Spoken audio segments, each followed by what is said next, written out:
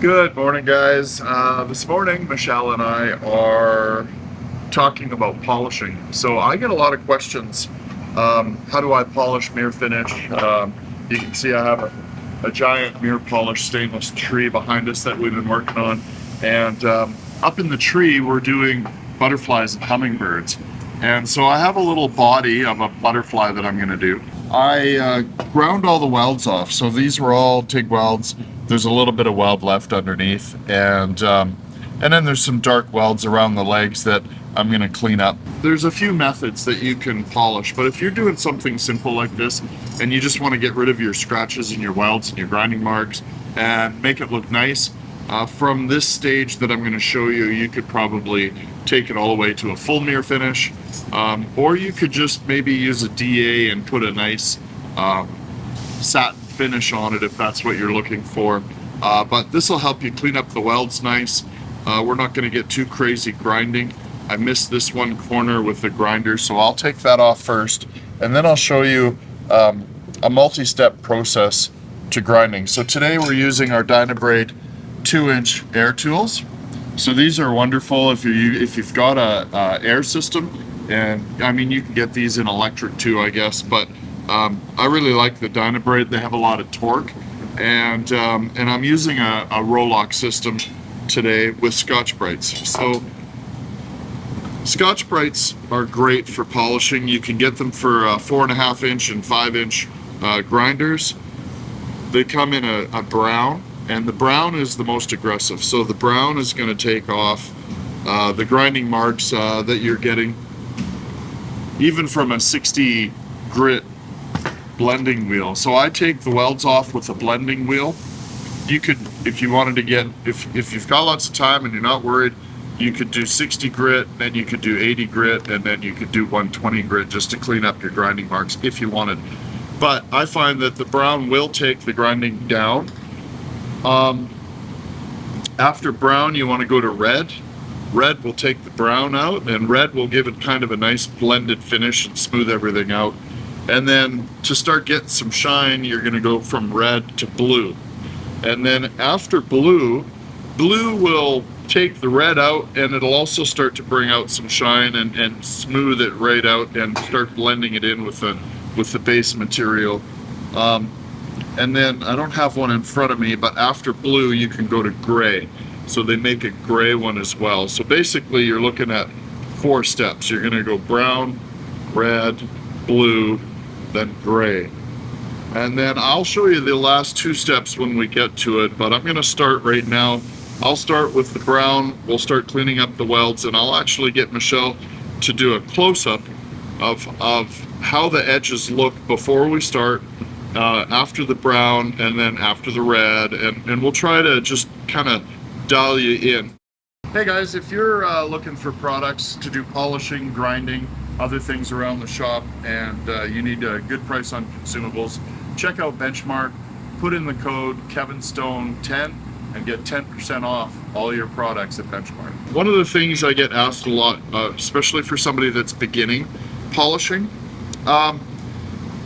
is I try to go in a single direction. So all of my grinding marks, once I start blending and grinding, I want to keep that grinding marks all going in one direction. So if I'm working on a surface, either go all this way or go all this way. So then as you work your steps down, scratches that might be left underneath or underlying scratches, they're going to kind of blend in and disappear better than if you're cross hatching. If you're going this way and then this way and this way, each time you do something, you're going to really struggle to get a nice uniform finish.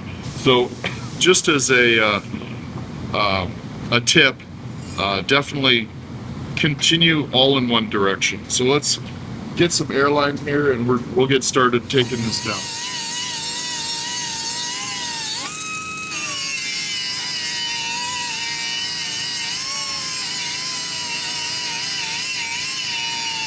Okay, so we talked about the red and the brown and the blue Scotch-Brites for blending out welds. This is the next step. So this is a little thicker than I normally use, but I'm trying it out because you can actually work on the sides really well too. But this is a gray type of a Scotch-Brite blending wheel. I think it's kind of a new compound that they have now, but this would be considered a superfine. The blue would be a fine. So the blue all starts brightening stuff up, which I need to go over now because I've done this all in red. So I'll be doing this in blue, but then the next step is gray.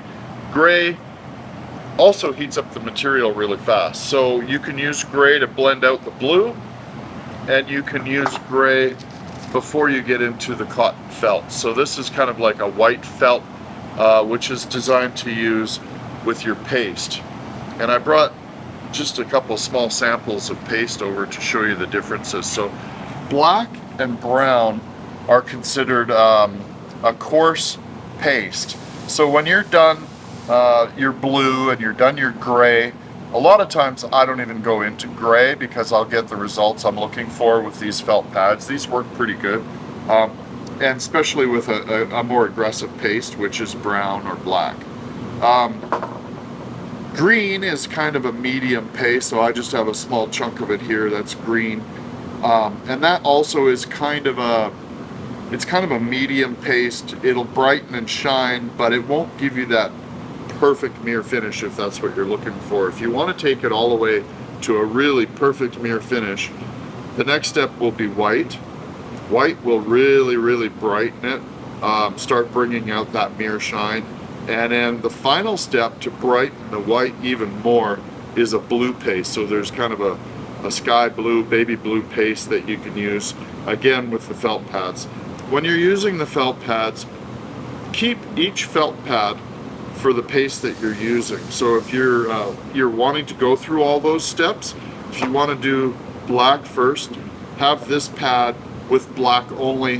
When you're done, clean everything, put it aside, clean your material so that you're not contaminating your next step, which is a finer step. Then the next step for me, if I'm doing a real quick, super bright one, I'll go black, I'll clean it, I'll go white, I'll clean it, and then I'll go blue. But a lot of times I'll just go with white, and it's bright enough. It'll look mirror finished, it'll look beautiful. If you really want to get finicky, you can go to the next step, take a new pad, clean it, and go to blue. So those are just some tips as you work through it. So there's a lot here. I would call it kind of a 5 to 10 step system, depending on how detailed you want to get. The 5 steps would be, of course, the Scotch-Brites, and then the polishing phase after this is kind of a 5-step program too, if you really want to go through each step. It's kind of like working with sandpaper. So each one of these represents a different grit of sandpaper, and as you get down into the polishes, it's like wet sanding and really fine. So, you know, this might be considered a 2000 or a 3000 grit, versus the black that might be closer to a 1500 grit. So just kind of as an example. So now I've gone back over this, I've done brown and red. Now I'm going to do blue again just to brighten all this up, and then I can show you the next step with the grays and the polishes.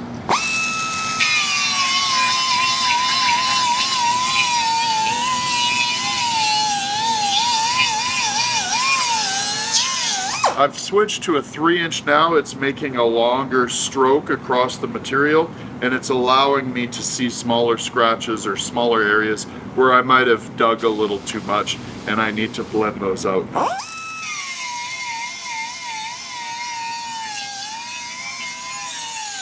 And this is just a sample with Rolox and air tools.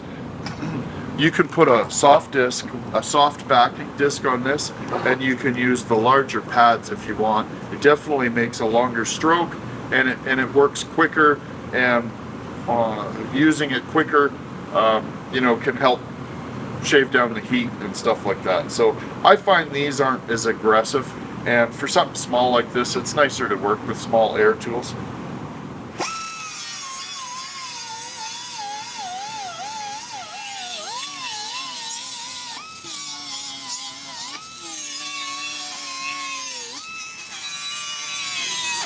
Another thing to remember is when you're on edges, they're going to do two things. They're going to disappear fast because you only have a small surface that you're grinding, and they're also potentially can be sharp or little remnants of weld there, which will take your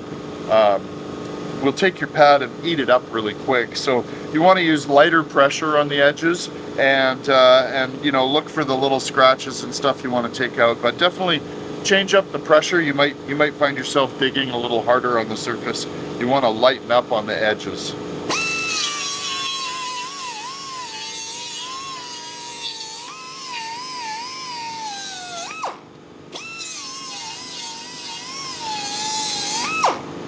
Okay, for now, I'm going to switch to the gray.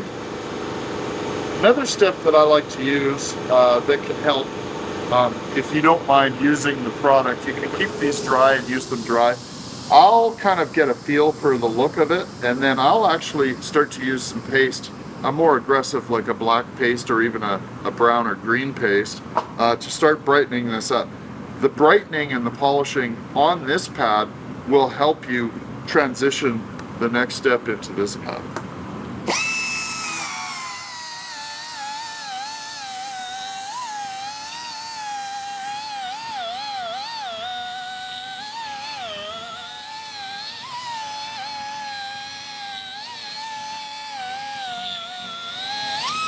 I also should note, because today we're just focusing on the Scotch-Brites, you can actually achieve this finish with a DA, so a dual action sander.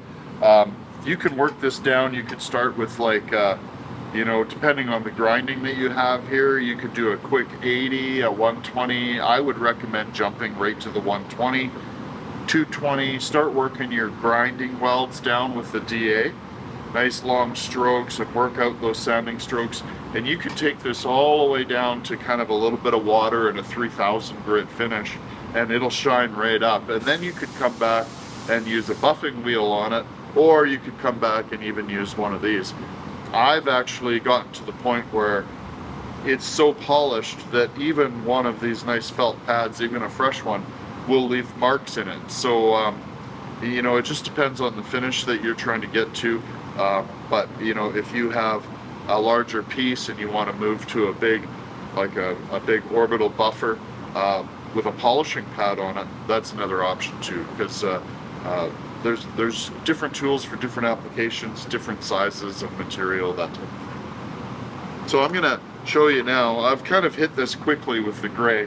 I'm going to add a little bit of paste. I'm going to spray a little bit of the paste onto here, and then we're going to work this with the gray first. So I've sprayed a little bit of material, and you can see it's gone on wet. So this material is quite warm now, and it's melting the paste. I'm going to just spread it onto the disc a little bit.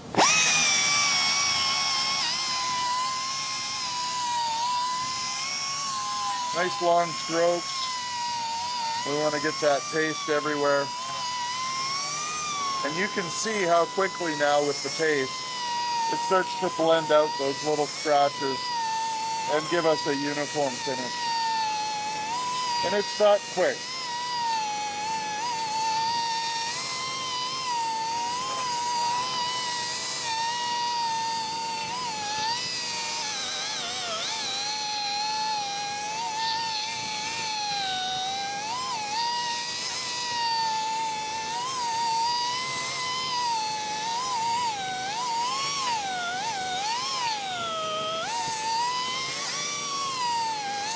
A little bit of paste goes a long way.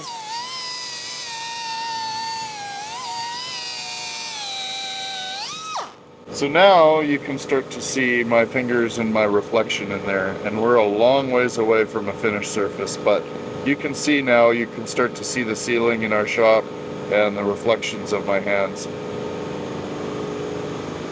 You can also see that the grind areas that we worked have blended into the rest of the material, and it's all one uniform finish now.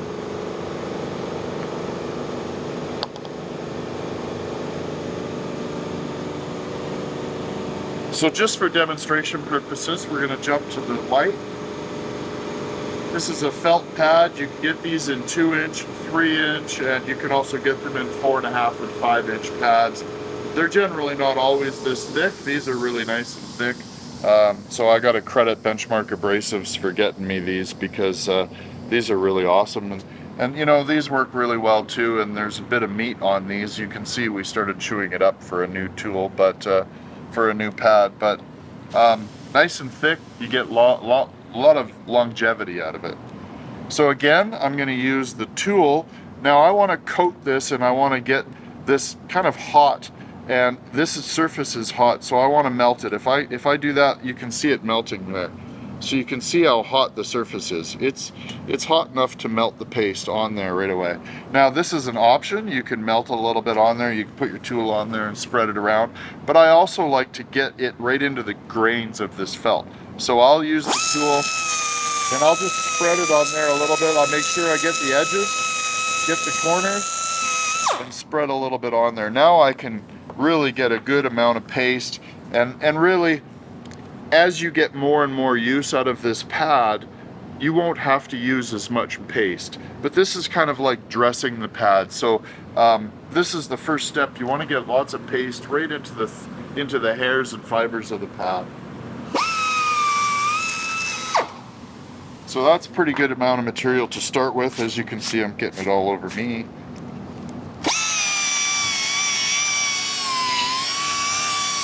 Again, longer strokes. Longer strokes are going to keep the heat out of one particular area.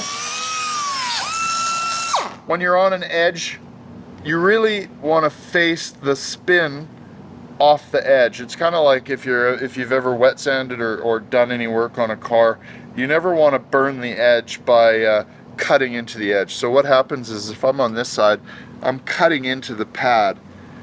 Really, I want to be on this side of the pad so that the turn is away from the edge. So you're turning off the edge of the pad all the time. You don't want to be cutting into the edge of the pad like this.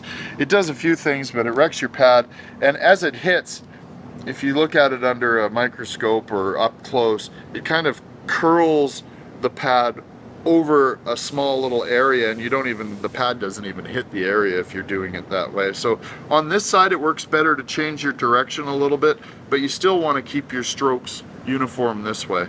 So on this side, I would go this way, and on this side, I would go this way, just to keep the pad off the edge.